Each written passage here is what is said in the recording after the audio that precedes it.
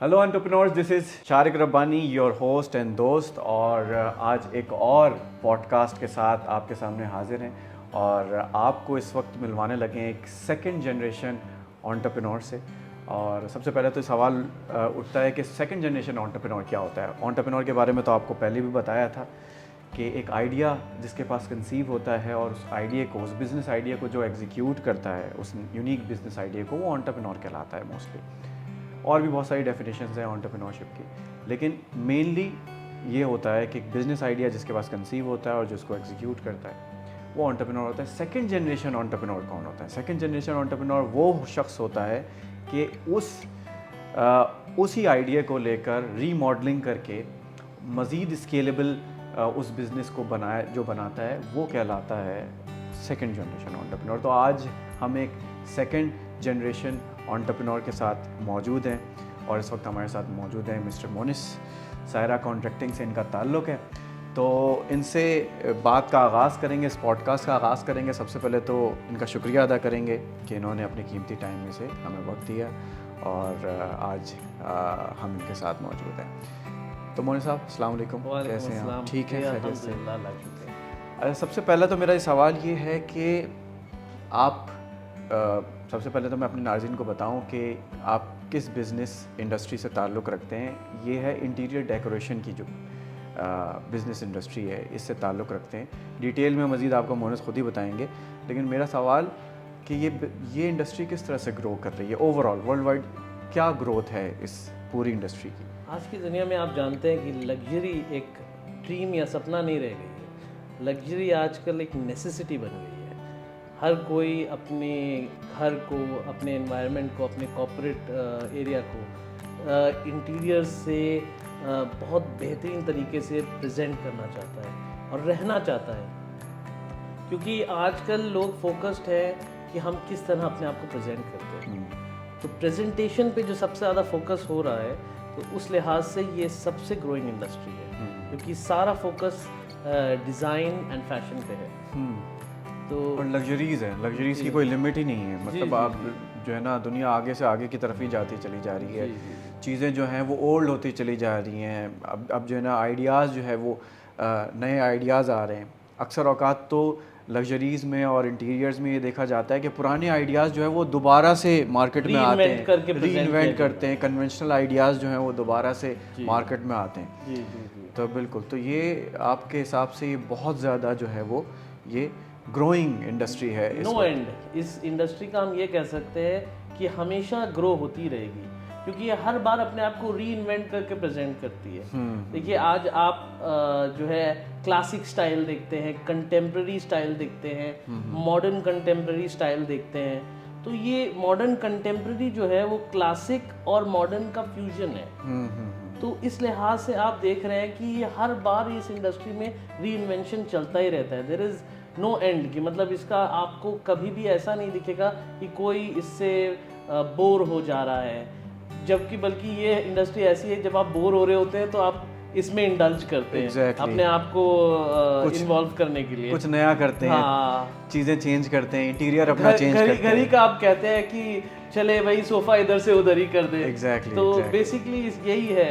अच्छा, इस चीज़ की जो है ना, सबसे प्लस पॉइंट जो मुझे जो नज़र आ रहा है इस इंडस्ट्री का, कि आप किसी भी इंडस्ट्री से ताल्लुक़ रखते हैं, आप F&B इंडस्ट्री से ताल्लुक़ रखते हैं, आप हॉस्पिटैलिटी से हो, इवन कॉर्पोरेट ऑफिसेज़ को ले लें, इवन रेजिडेंशियल यूनिट्स को ले लें, कौन सी ऐसी इंडस्ट्री है इस वक्त जिसमें इस इंटीरियर डेकोरेशन का, आपकी इस इंडस्ट्री का काम ना हो?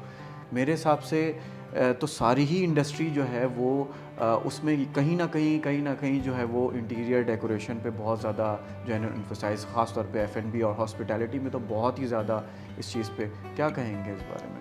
हॉस्पिटैलिटी और F&B तो समझिए टॉप ऑफ द स्केल पे आप आ गए। आजकल सलोन्स और स्पाज इस पे कॉन्सेंट्रेट कर रहे हैं। ओके।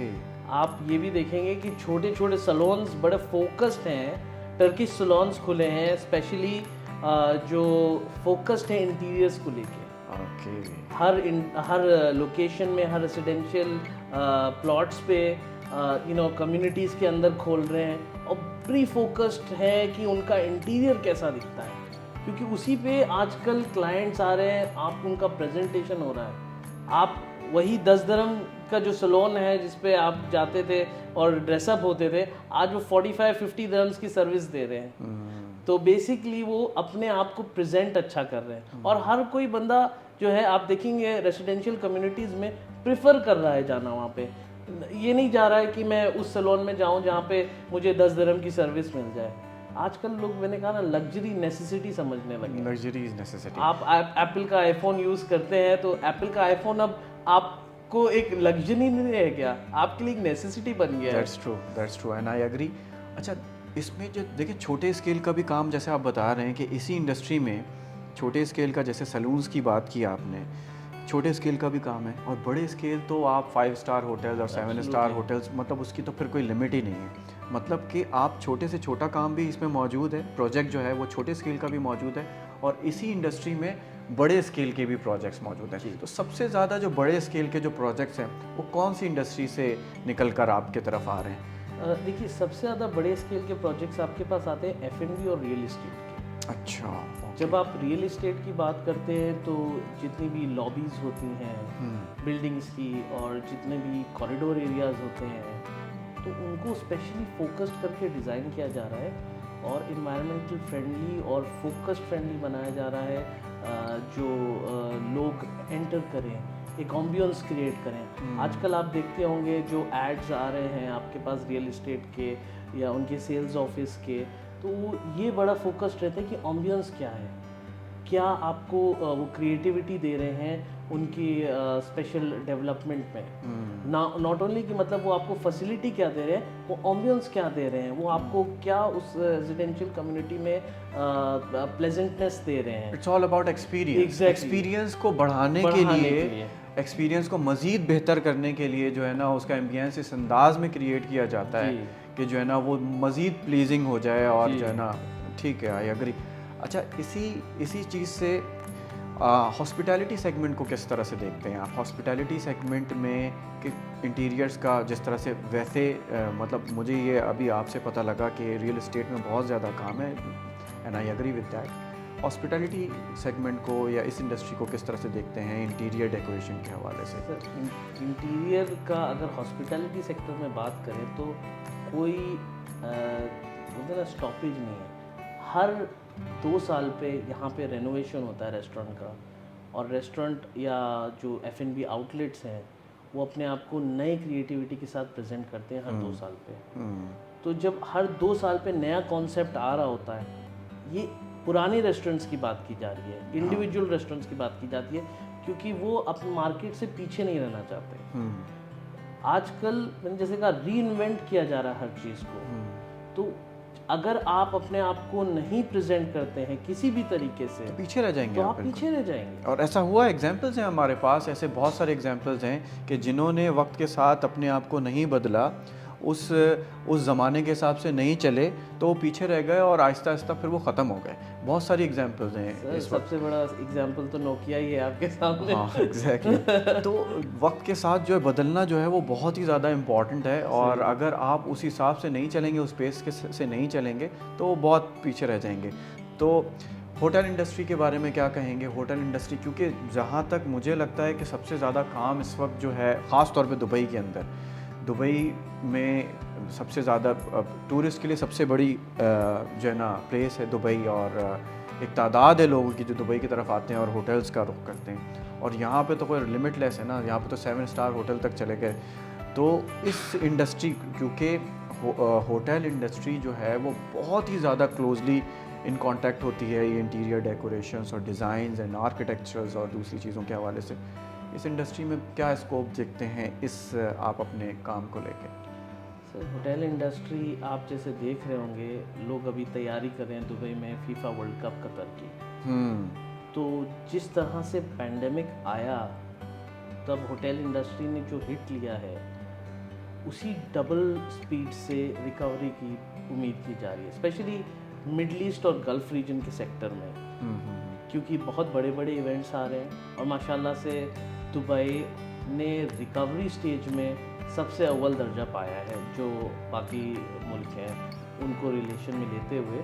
पैंडेमिक से जितनी अच्छी रिकवरी दुबई ने की है, मुझे लगता नहीं है कि बाकी कोई और कंट्री इतनी जल्दी रिकवरी कर पाया। That's I agree, totally agree. तो इस जो स्केल ऑफ इवेंट्स आ रहे हैं यहाँ पे, उस स्केल को देखते हुए सबसे ज़्यादा बिजी सेक्टर जो है आपकी होटल इंडस्ट्री और टूरिज्म इंडस्ट्री होने वाली है। तो उस लिहाज से वो लोग काफ़ी फोकस्ड हैं अपने एनवायरनमेंट को, क्योंकि यहाँ पे सबसे बड़ा चीज़ है दुबई में होटल चेन्स का कंपटीशन बड़ा ज़बरदस्त है।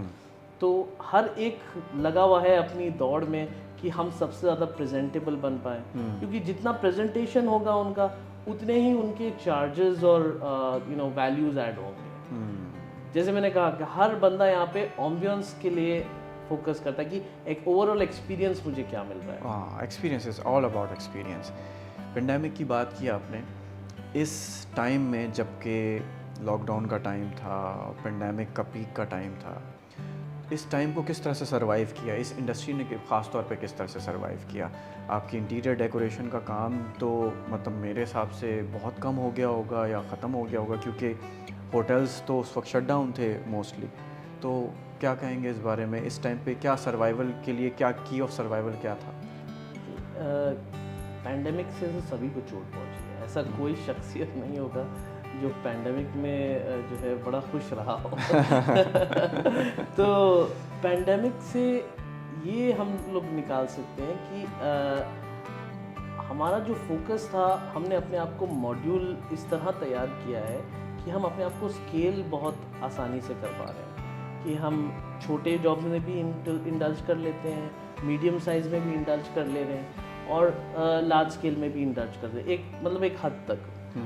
तो जब हम पैंडेमिक में गए तो हमारा फोकस ऑलमोस्ट रेसिडेंशियल्स की तरफ ज़्यादा रहा। हाँ, राइट। तो रेसिडेंशियल्स की तरफ जब हम फोकस कर रहे थे तो एक नई क्रिएटिविटी लॉन्च हुई, जैसे ये लोगों को एक requirement I work from home की। अब वो एनवायरनमेंट उनको घर में चाहिए जो कॉर्पोरेट वर्ल्ड में वो कर रहे थे।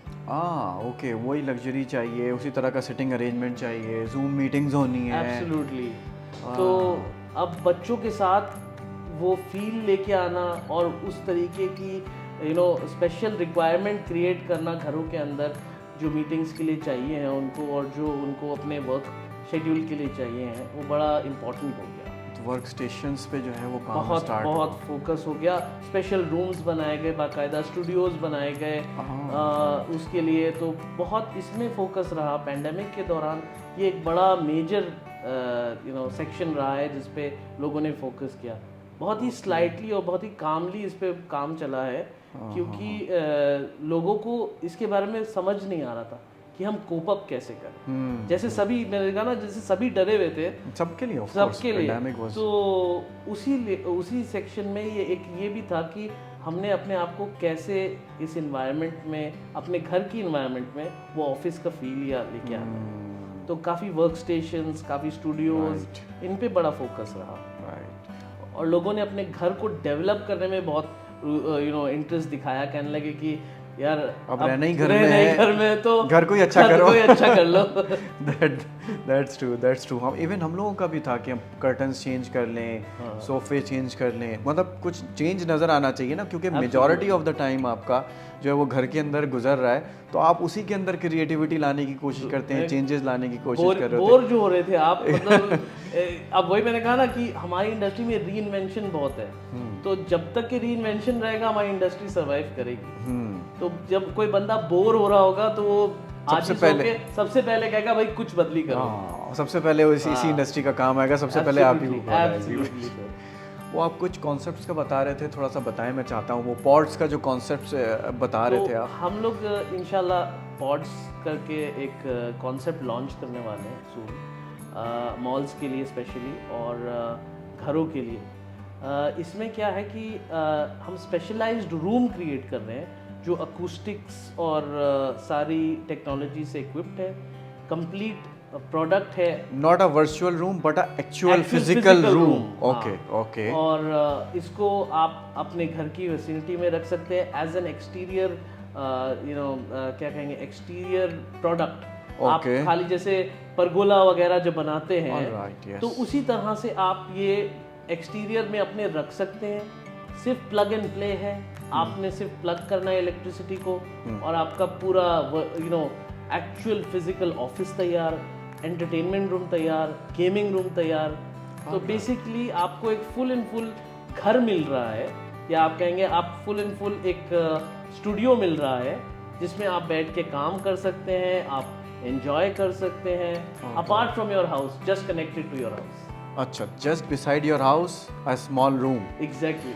अच्छा, तो इसमें इस कॉन्सेप्ट में अगर मैं थोड़ा सा पूछूं आपसे, तो ये कस्टमाइज्ड ऑप्शंस हैं इसमें, या मतलब एक आपने एक मॉडल बनाया हुआ है, क्या किस तरह से इसको लेके चल रहे हैं, और कौन कौन से लोग हैं जो इस जिनके लिए ये चीज़ यूज़फुल होगी? कौन कौन से ऐसे, जैसे आपने बताया कि ऑफिस स्टाफ है ख़ास तौर पे, इसके अलावा और कौन से ऐसे लोग हैं जो कि इस पॉड से जो है ना, आपके इस प्रोडक्ट से, जो अपकमिंग प्रोडक्ट है, इससे फ़ायदा उठा सकते हैं? सर ये इसके प्रोडक्ट बिल्कुल ही स्केलेबल है, इसमें ऐसी कोई लिमिटेशन हमने नहीं रखी। आप छोटे से छोटा पॉड डिज़ाइन कर सकते हैं जो कि आप यूज़ कर सकते हैं फ़ोन कॉल्स के लिए ऑफिस में।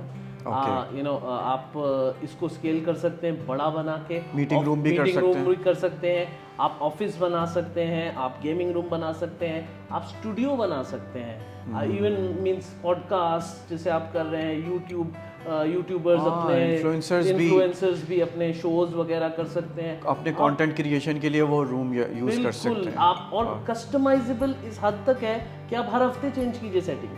ओके, आप हर हफ्ते सेटिंग चेंज कीजिए, नया थीम लगाइए, हर महीने आप उसमें नया स्कोप एडजस्ट कर सकते हैं, नया डिज़ाइन क्रिएट कर सकते हैं, रीस्केलेबल है, उस मॉडल को बढ़ा सकते हैं, छोटा कर सकते हैं। इट इज़ वेरी लाइट्स और air condition, everything is there. Absolutely. अच्छा, किसी और एक्सटर्नल चीज को लाके ऐसा नहीं रूम कूलर रखकर हमें काम करना पड़ रहा है, all these things, everything is there inside. Everything is there inside. Alright. आप पूरा इसको स्केल कर सकते हैं अपनी नीड के हिसाब से। आप जैसे गेमर हैं तो आप एक प्रॉपर गेमिंग सिमुलेशन रूम बना सकते हैं जो फोकस्ड हो प्योर गेमिंग के लिए, लाइट्स, मूड, थीम, उसके हिसाब से, साउंड प्रूफ, अकूस्टिक, मैंने बोला अकूस्टिक टेक्नोलॉजीज के साथ बन रहा है ये। तो और आपका ये कहते हैं कि यूट्यूबर्स के लिए है, उनको कंटेंट क्रिएशन के लिए हर बार नया थीम चाहिए होता है, और बड़ी प्रॉब्लम होती है आजकल बेचारों को कि मतलब जैसे आप कहते हैं ना कि एक ब्लैक क्लॉथ लगा के, एक रिंग लगा के आप दिस ये होता यही है कि हम लोग क्या कर रहे होते हैं कि हम लोग बैकग्राउंड चेंज करने की कोशिश कर रहे होते हैं, तो हम जो ग्रीन स्क्रीन यूज़ कर रहे होते हैं ताकि जो है ना वो कुछ नया दिखने को मिले। और सबसे बड़ा प्रॉब्लम होता है अकूस्टिकली आपको बड़ी डिफिकल्टी होती है क्योंकि बच्चे दौड़ रहे हैं, कोई आवाज़ आ रही है। अब ये प्रॉपर रूम है आप जिसमें आराम से बंद करके खूब अच्छा कंटेंट बनाएं और आराम से पोस्ट करें, और कोई ऐसी लिमिटेशन। साउंड प्रूफ रूम जो है वो इसलिए भी चाहिए होता है जब कंटेंट, क्योंकि कंटेंट क्रिएट करने से पहले उसको लिखना बहुत ज़्यादा ज़रूरी होता है, उसको प्रेजेंट करने से पहले वो कुछ रिसर्च होती हैं, कुछ कंटेंट देखना पड़ता है, उसको पूरा फाइनलाइज करना पड़ता है। तो ये जो साउंड प्रूफ रूम का जो कॉन्सेप्ट है ना, वो ना सिर्फ कि उसको शूट के लिए, बल्कि आप वहाँ पर पूरा स्टडी कर सकते हैं, रिसर्च कर सकते हैं कंटेंट प्रोड्यूस करने से पहले। I really like this idea. तो हो सकता है कि पहला पॉड जो है वो मैं आपसे उसके लिए बात करूं। Welcome sir, welcome. अच्छा, नए एंटरप्रेन्योर्स को जो इस इंडस्ट्री की तरफ आना चाहते हैं, जो आपको देख रहे हैं इस वक्त, जो इस इंडस्ट्री की तरफ आना चाहते हैं और चाहते हैं कि ये जो इंटीरियर डेकोरेशन का जो काम है, इंटीरियर्स का जो पूरा काम है, उसको समझें, तो उनके लिए जो न्यू कमर्स हैं उनके लिए क्या डूज़ एंड डोंट्स आपको लगता है कि what are the dos and don'ts, अगर थोड़ा समराइज करें इसको? तो सबसे इम्पोर्टेंट कोई भी चीज़ के लिए देखिए एक्सपीरियंस है। मैं ये नहीं कहता कि खाली इंटीरियर इंडस्ट्री के लिए, किसी भी इंडस्ट्री में इंडल्ज करने से पहले उस इंडस्ट्री को समझना बहुत ज़रूरी है।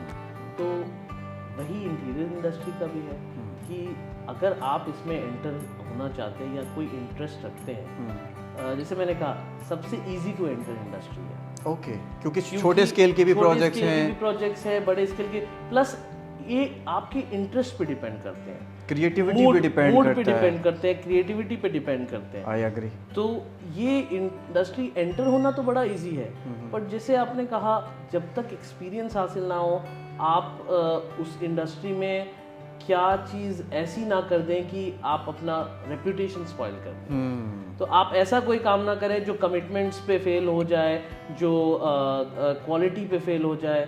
इसलिए सबसे ज़्यादा ज़रूरी है कि आप एक्सपीरियंस हासिल करें, फिर आगे बढ़ें। एक्सपीरियंस इन द सेंस कि आप पहले इस इंडस्ट्री के किसी एक्सपर्ट को ज्वाइन करें, जॉब करें, internship, collaborations, alright, partnerships, yes, जिस फील्ड में भी आपको ऐसा लगे कि हाँ आप जिसके साथ जुड़ सकते हैं या नॉलेज हासिल कर सकते हैं, तो उसके साथ जुड़ें, उनको जानें, समझें इंडस्ट्री को, और उनकी कॉन्स एंड प्रोज को थोड़ा डीपली समझने के बाद उस बिजनेस से एसोसिएट हुए बगैर आप जान ही नहीं सकेंगे उस इंडस्ट्री के प्लस माइनस को, एडवांटेजेस डिसएडवांटेजेस को। How open are you for any kind of partnership and collaboration? Because अगर कोई फॉर एग्जांपल आना चाह रहा है इस इंडस्ट्री की तरफ और एज इंडस्ट्री एक्सपर्ट एक एक्सपोजर आपको दिया गया है, तो हाउ ओपन आर यू कि अगर कोई आकर आपको कहता है कि ठीक है मुझे इस इंडस्ट्री के बारे में समझना है, मैं इंडिविजुअली कुछ काम करना चाह रहा था, लाइसेंस लेना चाह रहा था, बट मैं चाहूँगा कि आपके साथ पार्टनरशिप पे आऊँ या किसी आपकी एक ब्रांच ऑफिस खोलूँ, अबू धाबी में चला जाऊँ या किसी और कंट्री की, सऊदी की बात करें, how open are you for this kind of partnerships, collaborations या मर्जर कह लें? फॉर एग्जांपल उनका कोई एग्जिस्टिंग सेटअप है, आपके पास कोई ऐसी यूएसपी है जो आप ही यकीनन होती है हर, तो वो आपके साथ कोलैबोरेशन करे, मर्जर करे। How open are you for these things? At the moment हम तो पूरी तरह से ओपन है। ऐसा कोई लिमिटेशन नहीं है जो हमने अपनी तरफ से सोच के रखा हो, और हम तो चाहेंगे मज़ीद कि लोगों की मदद कर सकें जो आना चाहते हैं, ना कि वो मेरा कंपटीशन बने। बट देखिए, इस इंडस्ट्री की सबसे खूबसूरत बात यह है, जितने लोग भी आ जाएं, कभी भी क्रिएटिविटी को आप बॉक्स पे बंद नहीं कर सकते। I agree. तो जितने लोग भी आए तो नई नई चीज़ें आती रहेंगी, और यही डेवलपमेंट है इस इंडस्ट्री का। तो जितने लोग जुड़ना चाहें, जितने लोग आना चाहें, ये इस इंडस्ट्री को वीक नहीं बल्कि स्ट्रॉन्ग करता है। अच्छा, मैंने आपको आपका introduction as second generation entrepreneur दिया। मैं चाहूँगा कि थोड़ा सा ब्रीफली जो है ना व्यूअर्स को इस जर्नी के बारे में कुछ पता चले कि किस तरह से ये स्टार्ट हुआ, ताकि जो है ना एक स्टोरी जब पता चलती है, एक जर्नी जब पता चलती है, तो लोगों को आइडिया होता है कि इस लेवल पे आकर काम करने में और इतना प्रॉफिट जनरेट करने में कितना टाइम लगेगा। थोड़ा सा ना वो फोरकास्टिंग कर सकते हैं, प्रोजेक्शन कर सकते हैं बिजनेस की। तो थोड़ा सा जर्नी के बारे में बताएं, how did you guys started, और अब माशाल्लाह से क्या सिचुएशन है, ऑल दीज थिंग्स। हमारे फादर जो है इस इंडस्ट्री के एक सेक्शन के प्रो एक्सपर्ट थे। तो जब टाइम आया कि उनकी रिसेशन के थोड़ा पहले की बात बता रहे हैं, काफ़ी सफरिंग हो रही थी कि जॉब सैलरीज नहीं मिल रही थी, तो उस दौरान से वो भी गुजर रहे थे। तो हम लोग ने उनको मोटिवेट किया कि आप अब हो गया बहुत जॉब का, अब आप पुश लीजिए, कोशिश कीजिए कि आगे बढ़ते हैं। तो उन्होंने जो एक शॉप चालू की दुबई में, फिर धीरे धीरे जैसे अल्लाह की मर्ज़ी से स्केल करते गए हम लोग। उस शॉप से जो खाली रिकवरी और रीफिनिशिंग करती थी प्रोडक्ट्स की, नए प्रोडक्ट्स बनाना और नए प्रोडक्ट्स क्रिएट करना, फिर उसमें हमने धीरे धीरे करके वुडन वर्कशॉप ज्वाइन की। फिर वुडन वर्कशॉप से हमने फैब्रिकेशन यूनिट डाला। आज अल्हम्दुलिल्लाह हमारा मॉड्यूल ऐसा है कि आप हमें शेल एंड कोर खाली मकान दें और हम आपको तैयार करके चाबी हाथ में दे सकते हैं। That's really great. Turnkey project, पूरा टर्नकी प्रोजेक्ट। मतलब डिज़ाइन भी आप लोग कर रहे हैं? डिज़ाइन भी करेंगे, अच्छा। आपका फिनिश भी करेंगे, आपके ग्लास एंड विंडोज़ भी करेंगे, और आपकी सीलिंग लाइट से लेके आपका एसी, सब कुछ A to Z। अच्छा, ये क्वेश्चन का असल मकसद ये था कि मैं अपने मेंबर्स को ये बताना चाह रहा था कि कितना एक्सपेंडेबल है ये बिज़नेस, कि फॉरवर्ड इंटीग्रेशन, कितने लेयर्स ऑफ फॉरवर्ड इंटीग्रेशन आप करके बाय दैट टाइम बैठे हुए हैं, और आज जो है ना ये पूरी आपकी एक जर्नी जो है जो आपने बताई, अल्हम्दुलिल्लाह very nice, I am impressed.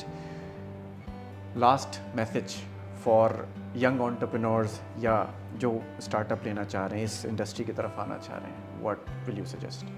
Last message यही रहेगा मेरा उनके लिए कि जो भी इस इंडस्ट्री में इंटरेस्टेड है, जैसे मैंने कहा, क्रिएटिविटी को आप बॉक्स में बंद नहीं कर सकते। क्रिएटिविटी और री इन्वेंशन इस इंडस्ट्री की की है।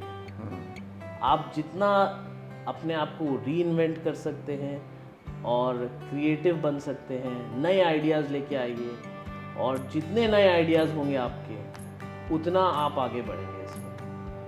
That's really great. जिस तरह से ये पॉड का जो आपका नया आइडिया है, I think it's gonna hit, because यही तो अपॉर्चुनिटी, मतलब डिज़ास्टर में भी अपॉर्चुनिटी होती है ना। जिस तरह से आपने कहा अभी कि वो टाइम था पेंडेमिक का कि जब लोग ऑफिस नहीं जा रहे थे, लेकिन आप लोगों के लिए अपॉर्चुनिटी क्या थी कि लोगों ने अपने घर को कॉर्पोरेट लुक देने के लिए जो है वो इंटीरियर्स पे जो है ना फोकस्ड हो गए, और जो लोग मुसलसल घर पे थे उनको चाहिए था, कुछ चेंज चाहिए था। तो that was opportunity for this industry to grow.